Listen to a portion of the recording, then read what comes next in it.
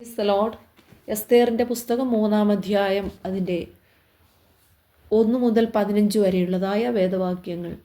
അനന്തരം അഹശ്വേരോശ് രാജാവ് ആഗാഗ്യനായ ഹമാദോദോയുടെ മകൻ ഹാമാന് കയറ്റവും ഉന്നത പദവിയും കൊടുത്ത് അവൻ്റെ ഇരിപ്പിടം തന്നോടുകൂടെ ഇരിക്കുന്ന സകല പ്രഭുക്കന്മാരുടെയും ഇരിപ്പിടങ്ങൾക്ക് മേലായി വെച്ചു.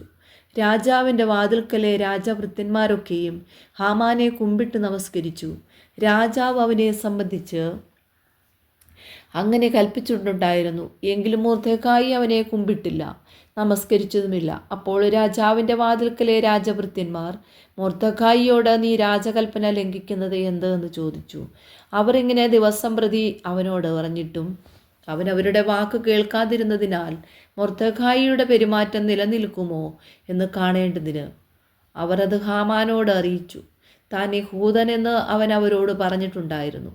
മൊർദെഖായി തന്നെ കുമ്പിട്ട് നമസ്കരിക്കുന്നില്ലെന്ന് കണ്ടിട്ട് ഹാമാൻ കോപം കൊണ്ട് നിറഞ്ഞു. എന്നാൽ മൊർദെഖായിയെ മാത്രം കയ്യേറ്റം ചെയ്യുന്നത് അവന് പുച്ഛകാര്യമായി തോന്നി. മൊർദെഖായിയുടെ ജാതി ഇന്നതെന്ന് അവന് അറിവ് കിട്ടിയിട്ടുണ്ടായിരുന്നു. അതുകൊണ്ട് അഹശ്വേരോശിൻ്റെ രാജ്യത്തെല്ലായിടവുമുള്ള മൊർദെഖായിയുടെ ജാതിക്കാരായ യഹൂദന്മാരെയൊക്കെയും നശിപ്പിക്കേണ്ടതിന് ഹാമാൻ തരമന്വേഷിച്ചു.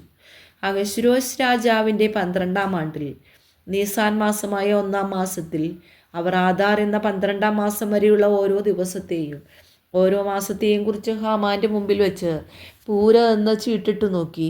പിന്നെ ഹാമാൻ അഹശ്വേരോശ് രാജാവിനോട്, നിന്റെ രാജ്യത്തിലെ സകല സംസ്ഥാനങ്ങളിലുമുള്ള ജാതികളുടെ ഇടയിൽ ഒരു ജാതി ചിന്നിച്ചിതറി കിടക്കുന്നു.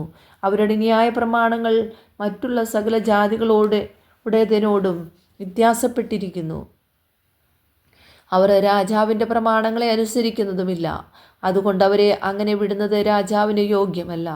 രാജാവിന് സമ്മതമുണ്ടെങ്കിൽ അവരെ നശിപ്പിക്കേണ്ടതിന് സന്ദേശം എഴുതി അയക്കണം. എന്നാൽ ഞാൻ കാര്യവിചാരകന്മാരുടെ കയ്യിൽ 10,000 താലന്ത് വെള്ളി രാജാവിൻ്റെ ഭണ്ഡാരത്തിലേക്ക് കൊടുത്തയക്കാമെന്ന് പറഞ്ഞു. അപ്പോൾ രാജാവ് തൻ്റെ മുദ്രമോതിരം കയ്യിൽ നിന്നും ഊരി ആഗാഗ്യനായ ഹമാദോദയുടെ മകനായി യഹൂദന്മാരുടെ ശത്രുവായ ഹാമാന് കൊടുത്തു.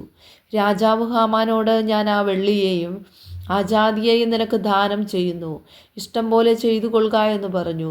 അങ്ങനെ 1-ാം മാസം 13-ാം തീയതി രാജാവിൻ്റെ രായസക്കാരെ വിളിച്ചു. ഹാമാൻ കൽപ്പിച്ചതുപോലെയൊക്കെയും അവർ രാജപ്രതിനിധികൾക്കും ഓരോ സംസ്ഥാനത്തിലെ ദേശാധിപതികൾക്കും അതത് ജനത്തിൻ്റെ പ്രഭുക്കന്മാർക്കും അതത് സംസ്ഥാനത്തിലേക്ക് അവിടുത്തെ അക്ഷരത്തിലും അതത് ജനത്തിന് അവരുടെ ഭാഷയിലും എഴുതി അഹശ്വേരോശ് രാജാവിൻ്റെ നാമത്തിൽ അതെഴുതി രാജമോതിരം കൊണ്ട് മുദ്രയിട്ടു.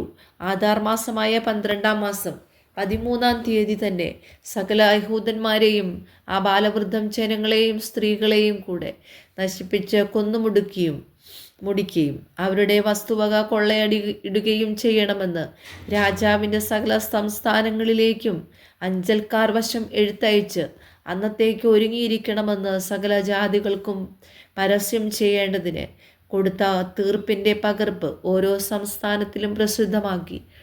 അഞ്ചൽക്കാരെ രാജകൽപ്പന പ്രമാണിച്ച് ക്ഷണത്തിൽ പുറപ്പെട്ടു പോയി ശൂശൻ രാജധാനിയിലും ആ തീർപ്പ് പരസ്യം ചെയ്തു. രാജാവും ഹാമാനും കുടിപ്പാനിരുന്നു. ശൂശൻ പട്ടണമോ കലങ്ങിപ്പോയി. ഈ വചനങ്ങളാൽ ദൈവം എല്ലാവരെയും ധാരാളമായിട്ട് അനുഗ്രഹിക്കട്ടെ.